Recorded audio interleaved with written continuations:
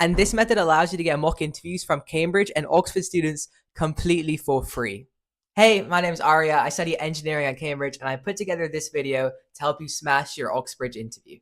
I've spoken to Cambridge engineers, computer scientists, natural scientists, and I've collated the best advice and tips and put them in this video. So to all the future students, learn from our experience. Here are the most actionable tips that you can do right now to help secure your offer.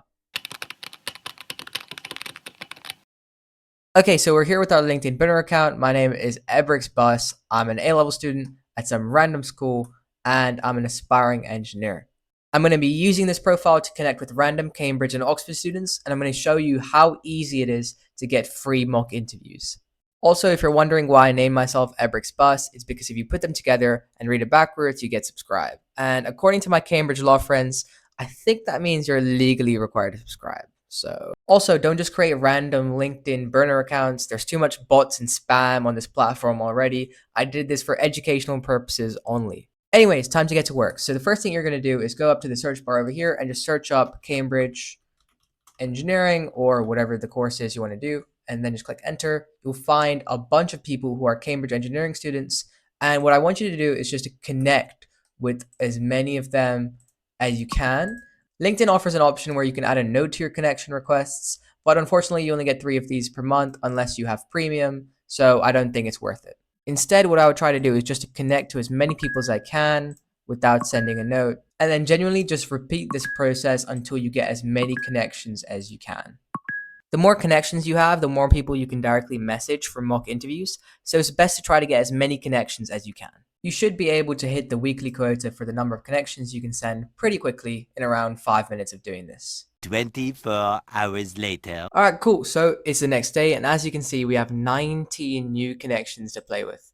So we're just going to try to message each of these guys and ask them for a free mock interview. Then, just walking through a quick example, just click message and go, hey, random person, I'm an aspiring engineer hoping to make it into Cambridge. I was wondering if you had any tips for the interview.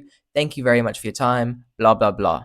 You can add some more stuff to your message if you want, but that's essentially just going to be the main structure, the main skeleton of your message. And for the first message, I'd like to just ask for tips for the interview because people are way more likely to just give you pieces of advice rather than a whole mock interview. And it just gets a conversation going. And from there, you can eventually pitch for the mock interview. By the way, for cold messages like this, it's always better to be short and concise. Don't just randomly fill your message with random fluff that no one cares about. Respect the time of the person you're messaging. And yeah, just keep it short and concise, straight to the point. But that doesn't mean you shouldn't try to experiment with your messages. Ideally, you'd personalize your message a little bit to the particular person you're messaging, just because you'd get higher response rates. But for the sake of this video, I'm just going to keep it simple and go with the bare minimum.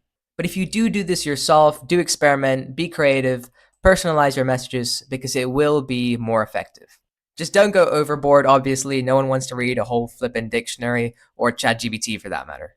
But anyways, we're just going to stay simple. We're just going to send this over and repeat this for all your different connections. Okay, cool. That shouldn't take you too long. This is going to be the last message I have to send. And once you're done sending all the messages, all you have to do now is just wait for a reply.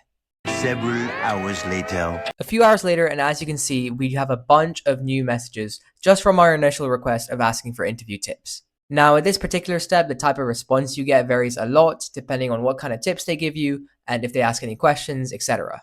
So for example, this particular person just gave me a website link and didn't ask me any other questions. But another person might ask me about what areas of engineering I'm particularly weak in or what subjects I'm not confident in, etc. But whatever the reply is, in this stage, in general, you're going to be asking for the free mock interview. So again, just giving an example of the type of reply you'd give back. And again, this is only an example, so you can tweak it the way you want. Thank you so much for your advice. I haven't had any interview experience at all, and I know you must be really busy, so this is going to be a really difficult ask. But I would really, really appreciate it if you could offer me a 20-minute mock interview on Google Meet, just so I can understand what to expect. Genuinely, thank you so much for taking the time to read this message, and done. And that's like a very, very basic skeleton of the type of message you'd be sending back. Obviously, when you actually do this, do personalize your message a bit more. I added absolutely nothing relevant to their response. Remember, personalizing your message, especially to the response they just sent, will be more effective. It will result in higher response rates, but this method does still work, so I'm just going to click send anyways. Also, remember, you're asking for a favor here. Like, these guys are willingly giving up 20 minutes of their time to help you. So be grateful. Let them know how much you appreciate their time, like basic human interaction. But I thought I'd put this in here for all the CS applicants.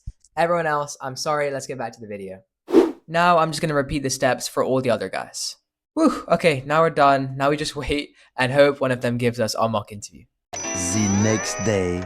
Okay, so it's the next day, and as you can see, we have 2 new messages offering us mock interviews. Trust me, there are some really, really nice people on LinkedIn. Thank you so much to both of these guys. However, I did still get a few no's, obviously, because some people are just busy, but that's honestly just part of the process. Just keep going. But yeah, that was just a short tutorial. Ebric's bus will unfortunately be getting banished from the face of LinkedIn very shortly, but I hope in a short life, he managed to help you guys out and showed you that it's actually not too difficult to get some free mock interviews on LinkedIn.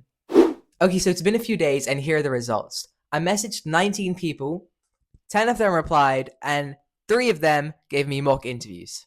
So I basically just got 60 minutes of free mock interview practice from Cambridge and Oxford students just like that. Obviously, you'll have better statistics than me because I didn't personalize my message whatsoever, so just get started. Also, I want to make it clear that if you do use this method, you will get rejected a lot. But don't worry, that's okay. I mean, you're asking for 20 minutes of their time for free, so of course you're going to get a lot of no's. But that's completely fine, don't worry about that. It's just a numbers game at the end of the day. Like, if you message many people, a lot of them will reject you. But a few of them will be kind enough to give you a mock interview, so that's what you're trying to get. So don't be disheartened if you get a lot of no's. I promise you, it's just part of the process. Just stick with it, keep going, and try to message as many people as you can. The interviewer will be hammering you with questions to ensure you really know the basics, and a great way to master the fundamentals is by using Brilliant. Brilliant will make sure you have a really solid concrete foundation by giving you access to hundreds of lessons that are intuitive and easy to understand. For example, often when you're doing circuit problems, it's quite difficult to visualize exactly what's going on because you can't physically see the flow of charge, you can't physically see where the electrons are going, etc.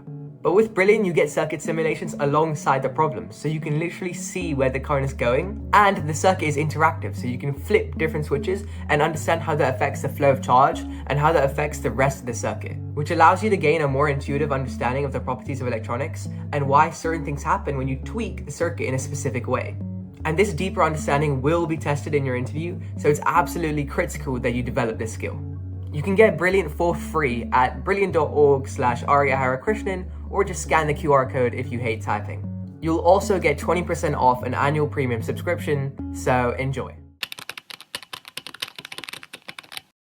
Now, obviously, one of the best places you can go to for interview is right here on YouTube. You can find loads of high quality mock interviews literally by searching Cambridge Engineering Mock Interview or replacing engineering with whatever your course is, and you can find tons of high quality videos, and I'd recommend going through all of them. Or if you run out, you can replace Cambridge with Oxford and you can find a bunch more down here as well. Or you can replace engineering with a related course like computer science, and then you can find a couple more as well. And I'd recommend going through all of these high quality mock interview videos just to get a sense of what to expect for the interview, and it will be really useful practice.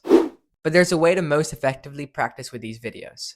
Firstly, obviously don't just passively watch the video. You're not getting much value out of that, and you're essentially just wasting a resource. What you should do instead is pause every time the interviewer asks a question, then go through your response on paper, and then check with the student's response, check with the interviewer's response, and then continue on. And then repeat this process for the whole interview. This will allow you to develop your own problem-solving skills, as well as seeing another student's perspective to the same problem. Also, whenever the student replies to a question, critique them as harshly as you can. Like, actually mentally note down what they didn't do well. Like, maybe they didn't consider that density isn't uniform, or maybe they neglected air resistance, or maybe they missed the hint that their professor was leading them onto, etc., etc. By constantly noting down the errors that candidates make, your brain will subconsciously start to look out for these more, even in your own interviews, which is really useful for practice because it allows you to quickly identify your problems and fix your mistakes. For example, a common pitfall in interviews is that candidates just stay silent for too long because they're not thinking out loud. So if you constantly look out for this in other people's interviews, your brain will subconsciously develop that check like, okay, I don't want to be spending too long on this problem in silence. I need to let the interviewer know what I'm thinking about. So in the actual interview, your brain will keep urging you and keep reminding you to fill the silence and talk through your thought process, which is really, really valuable. Those are the two best tips I have to prepare for the Oxbridge interview, and it's better if you start as early as possible, so get out of here, go make use of those tips. My next video will be covering a method to master graph sketching, which is like a really fundamental skill in these STEM Oxbridge interviews. So if you'd like to see that, let me know in the comments below, and I'll see you next time. Good luck.